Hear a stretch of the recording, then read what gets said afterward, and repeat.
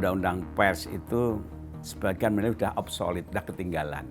Karena ketika diputuskan, satu, waktu itu masih dalam suasana euforia reformasi, kebebasan. Kedua, perusahaan pers masih kuat. Nah, sekarang ini ada suasana baru, adanya medsos digital. Dan itu belum ada jadi ruang kosong.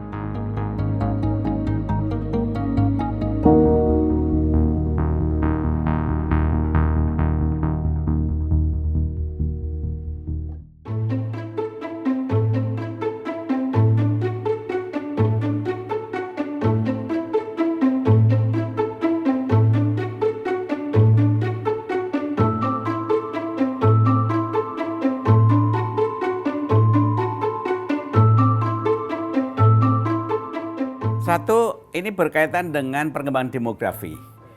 Anak-anak muda itu mereka kan pendidikannya semakin meningkat, semakin maju, semakin bagus. Dan ketika ruang demokrasi, ruang penyaluran tersumbat, misalnya partai-partai DPR wakilnya dianggap tidak memuaskan mewakili suara rakyat, maka suara rakyat akan mencari saluran. Layaknya bisul dalam tubuh, dia akan mencari saluran keluar. Salurannya itu salah satunya media sosial. Jadi media sosial itu bagi saya kalau tidak dikanalisasi, tidak diedukasi dengan baik, satu saat akan bisa menjadi satu medium ekspresi kemarahan masyarakat. Dia akan menjadi media demokrasi kelima setelah pers barangkali media sosial. Dan itu kan terjadi beberapa negara, di Nepal misalnya. Dan itu tidak bisa dibendung. Yang bisa itu adalah diarahkan, dikanalisasi bagaimana agar tidak destruktif. Karena juga ada media sosial misalnya YouTube yang bagus kan, edukatif kan. Banyak juga yang hoak, banyak juga yang sekedar jualan sensasi cari hiburan. Media sosial itu kan perannya satu melakukan edukasi, kedua menghibur, lalu menyampaikan informasi. Ada juga orang yang doyannya kan hiburan. Hiburan kan macam-macam.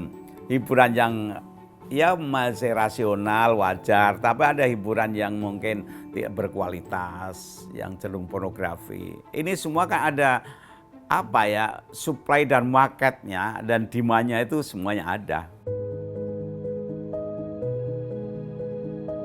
Ada beberapa undang-undang, misalnya undang-undang pers itu sebagian sudah obsolete, sudah ketinggalan.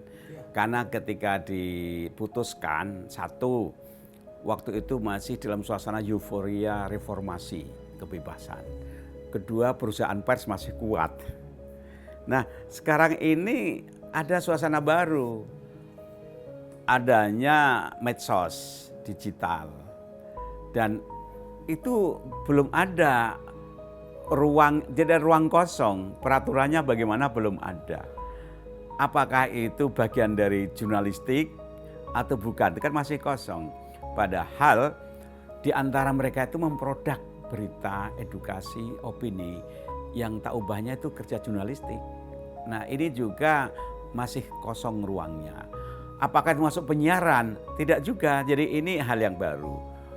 Oleh karena itu ke depan ini kami memang melihat perlu duduk bersama antara pemerintah, antara praktisi dan pakar-pakar. Ayo kita membaca kebutuhan dan tren ke depan seperti apa. Sehingga kita itu punya roadmap yang jelas. Ditambah lagi teror-teror terhadap influencer ini ranahnya belum jelas nih. Ini ranah Dewan Pers atau KPI atau siapa atau HAM. Jadi ini bagi saya perlu diperjelas ke depan nih, jangan dibiarkan saja. Paling tidak itu kan melanggar hak asasi manusia. Kalau itu produk jurnalistik, itu tugas kami untuk melindungi.